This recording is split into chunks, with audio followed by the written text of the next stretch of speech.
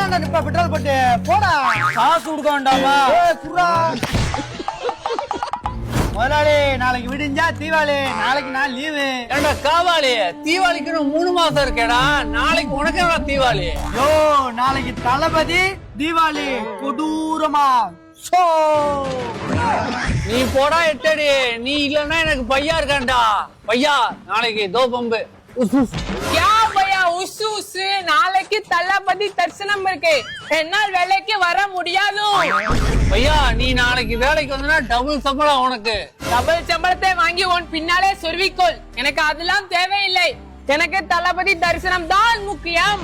டேய் சூப்பி, நார்த்ல ஃபுல்லா ஷாருக்கான் சல்மான் கான் தான்டா டாப். டாப்புக்கே டாப் எங்க தளபதி தான் மாப்பே. வர்த்தா